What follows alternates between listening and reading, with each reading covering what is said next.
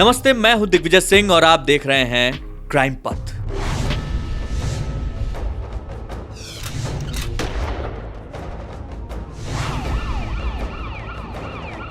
आज एक सच्ची कहानी झारखंड से लेकर आ रहे हैं। झारखंड अगर आप कभी गए हो तो वहां पे एक जिला है सिंहभूमि, वहां पे एक तहसील है घाटशिला।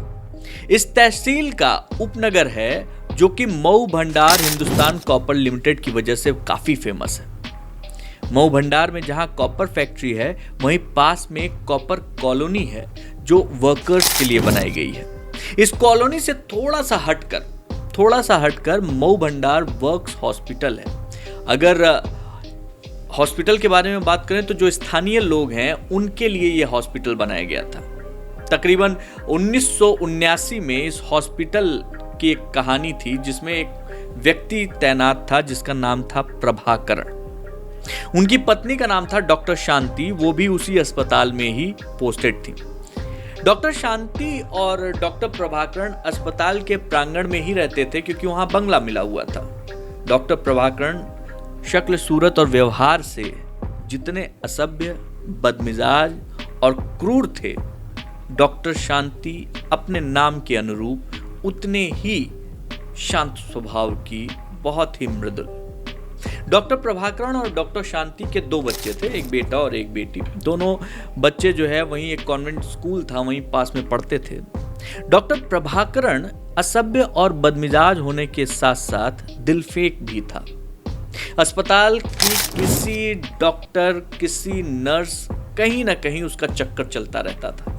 कई बार तो उसकी प्रेम कहानियां अस्पताल से निकलकर कॉलोनी तक पहुंचती थी और डॉक्टर शांति को अपने पति की इन गलत हरकतों की वजह से कॉलोनी में लोगों की चुभती नजरों का सामना करना पड़ता था। कई बार क्लब वगैरह में मुंहफट अफसर भी कह देते थे कि अरे भाभी जी, डॉक्टर साहब को नाक में नकेल डालकर रखिए, इतने काबिल और खूबसूरत पत्नी होते हुए भी न जाने कौन कौन से नाले का पानी पीते हैं। डॉक्टर शांति सब अपमान का घूंट पीते हुए सुन लेती थी, कुछ कर नहीं पाती थी। अस्पताल की सभी लेडी डॉक्टर और नर्स एक जैसी नहीं थी, लेकिन डॉक्टर प्रभाकरण को किसी लेडी डॉक्टर या नर्स के साथ अपमानित भी होना पड़ता था। और वहां का जो चीफ मेडिकल ऑफिसर था, उनका नाम था उस समय जो थे डॉक्टर पुरकायस्थ। ये कई बार वो प्रभाकरण को समझाते थे लेकिन प्रभाकरण पे कोई प्रभाव नहीं पड़ता था। कड़वे मीठे अनुभवों के साथ जैसे तैसे जिंदगी गुजर रही थी, तभी डॉक्टर शांति के जीवन में तूफान बरकर आई हेमा डॉक्टर प्रभाकरण की दूर की रिश्ते की बहन की बेटी थी और उसकी नियुक्ति बतौर nurse Tata main hospital Tata Nagar में हुई थी। पहले हेमा डॉक्टर प्रभाकरण से शादी के सपने देखा करती थी। दोनों के रिश्ते की बात भी चली थी, लेकिन प्रभाकरण ने हेमा का रिश्ता ठुकरा दिया था। अब डॉक्टर शांति से प्रेम विवाह किया क्योंकि डॉक्टर शांति बहुत खूबसूरत थी, डॉक्टर भी थी और उस समय हेमा उसकी नर्स की नौकरी लगी नहीं थी और हेमा बहुत रोई थी क्योंकि उसको प्रभाकरण पसंद थे। और उसकी माँ, हेमा की माँ ने और बहन ने खूब हंगामा भी किया था। अब मऊ भंडार हॉस्पिटल था, वहां से हर रोज 2-3 मरीज एम्बुलेंस से 30-35 किलोमीटर दूर टाटा हॉस्पिटल टाटा नगर जाता थे। इसकी वजह यह थी कि मऊ भंडार अस्पताल में उतनी सुविधाएं नहीं थी, तो गंभीर मरीज जो होते थे उन्हें टाटा हॉस्पिटल भेजा जाता था। हेमा टाटा नगर स्थित टाटा हॉस्पिटल के हॉस्टल में रहती थी।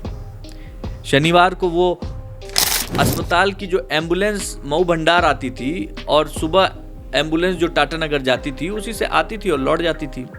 मऊ भंडार में वो डॉक्टर प्रभाकरण के बंगले पर ही ठहरती थी। देखिए, उनका जो रिश्ता तो नहीं पति पत्नी वाला हो पाया, लेकिन चूंकि वो दूर के रिश्तेदार की जो है बहन थी, इसलिए जो है संबंध तो था ही।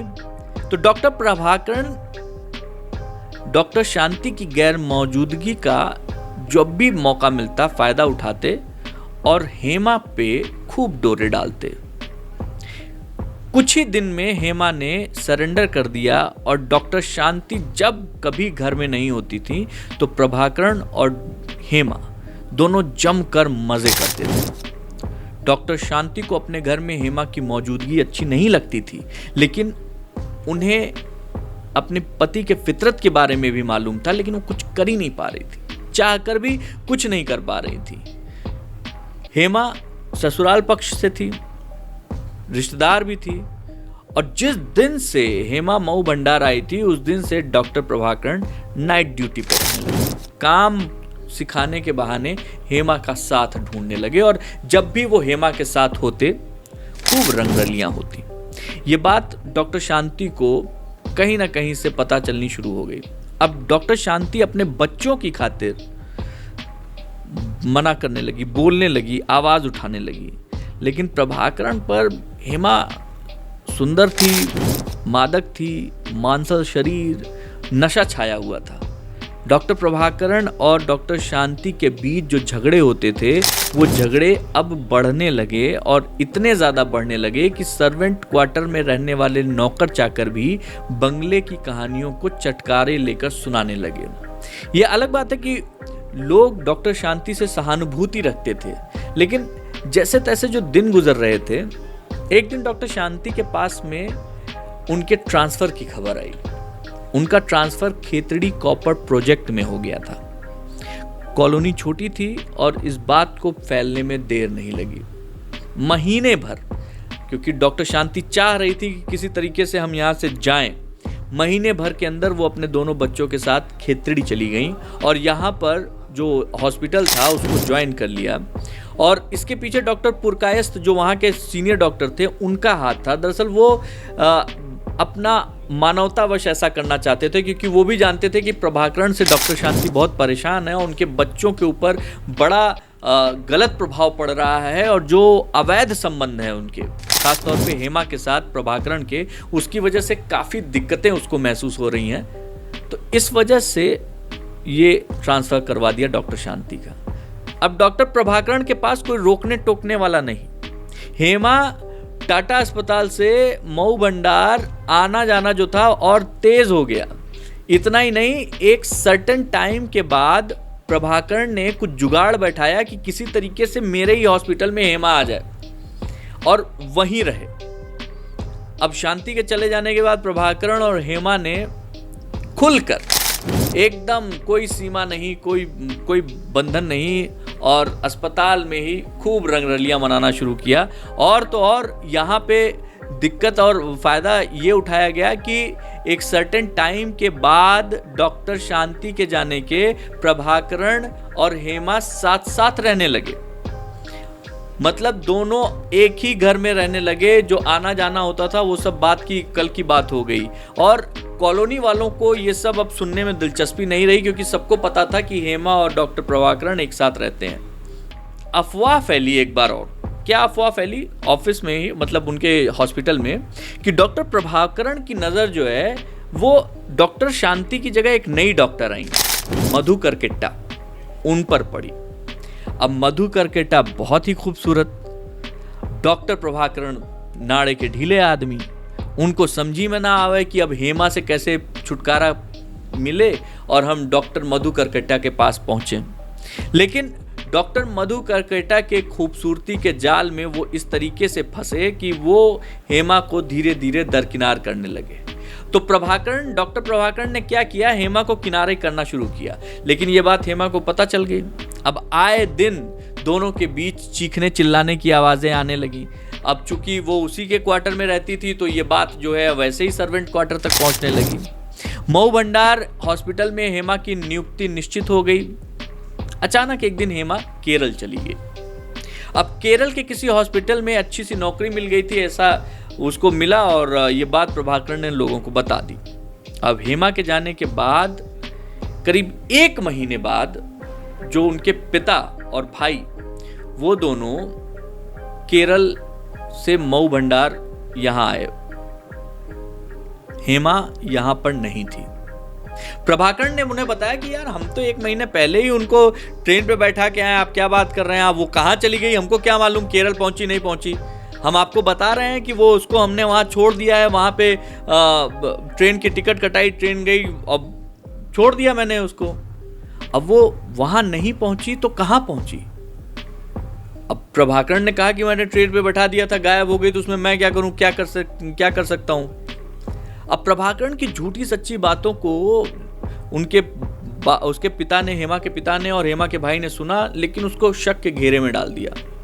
फिर भी उन दोनों ने 2 दिनों तक हॉस्पिटल के डॉक्टर, नर्स, हर कर्मचारी से पूछताछ की, सबसे जानने की कोशिश की, लेकिन कुछ मिला नहीं। अब हार कर, निराश होकर दोनों ने टाटा मेन हॉस्पिटल जमशेदपुर गए। वहां भी हेमा के बारे में कुछ पता किया, नहीं मिला। अब 2 हफ्ते बाद केरल पुलिस हेमा के लापता होने के संदर्भ में पूछताछ करने मऊ भंडार पहुंची। डॉक्टर प्रभाकरण और डॉक्टर करकेट्टा के साथ दीघा बीच है एक, वहां गया हुआ था घूमने।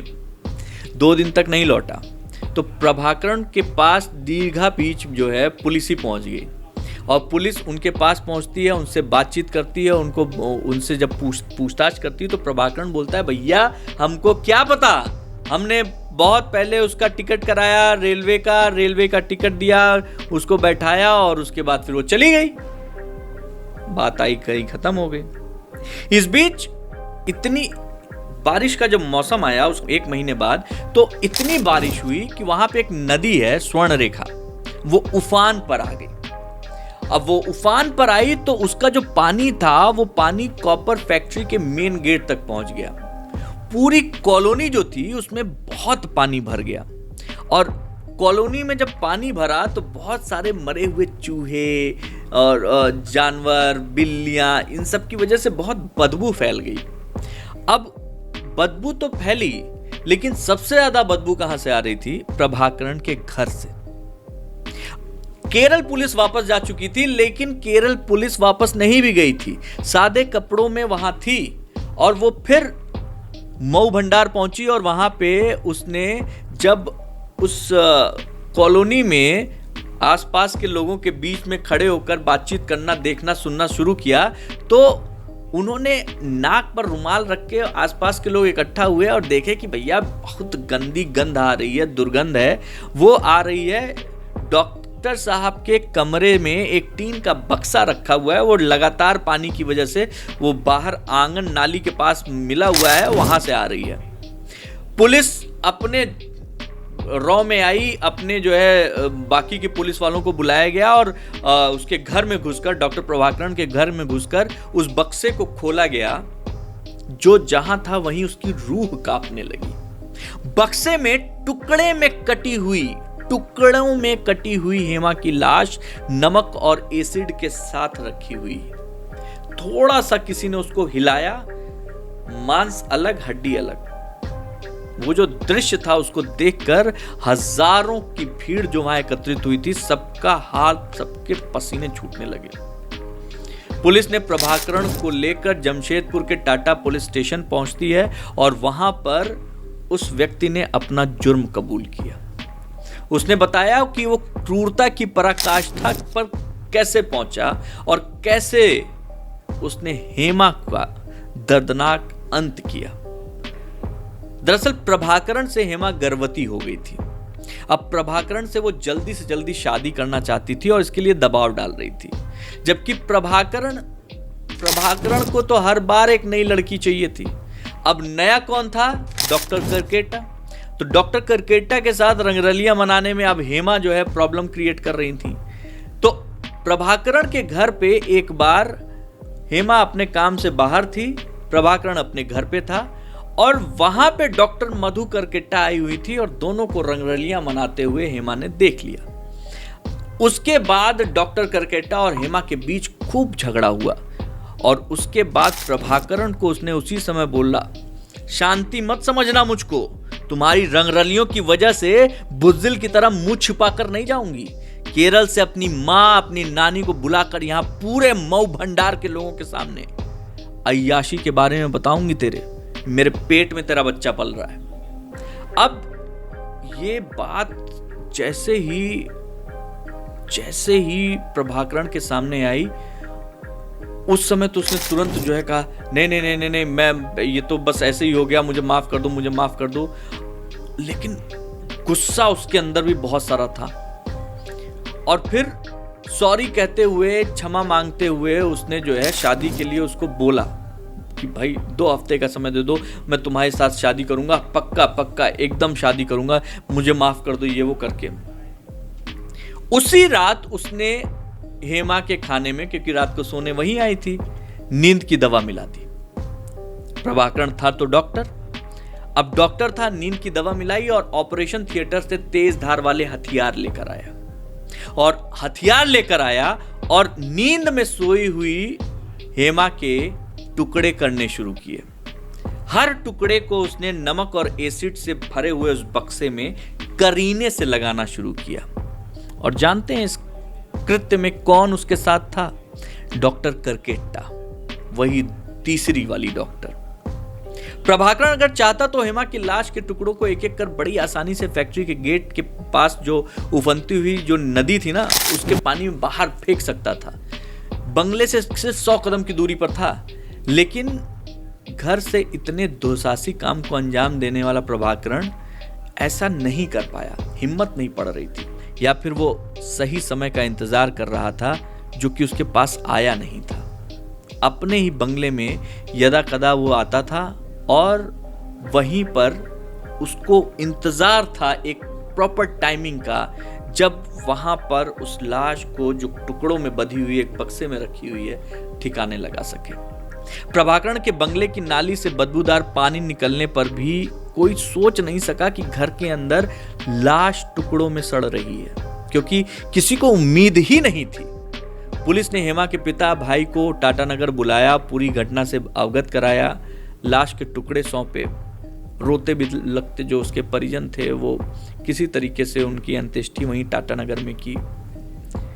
हेमा को रिश्तों की बेवफाई की कीमत अपनी जान देकर चुकानी पड़ी। बहुत सही कहा गया है कि कई बार स्त्रियां ही स्त्रियों की दुश्मन होती हैं। शांति और उसके बच्चों का अधिकार छीनने वाली हेमा को अपनी जान देनी पड़ी। जहां मर्द की अय्याशी ढकी छिपी रहती है, वहीं स्त्री के कोख में उसके गुनाह के सारे पर्दे जब पलने शुरू होते हैं तो कोई साथ नहीं देता है।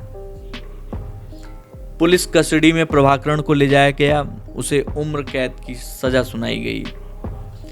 ये कहानी हमें ये सलाह देती है, हमें ये समझाती है कि आपका हर एक मूव, अगर आपको लगता है कि आप दुनिया के सबसे तेज तर्रार और सबसे समझदार व्यक्ति हैं और इस तरीके की किसी क्राइम के बारे में सोच रहे हैं, तो एक बार सावधान हो जाइएगा, क्योंकि आप अपने लिए सोच रहे हैं, लेकिन आपसे ज़्यादा लंबे हाथ कानून के होते हैं। तो ये थी आज की कहानी अय्याश। आपको ये कहानी कैसी लगी हमें कमेंट करके ज़रूर बताइएगा। जय हिंद।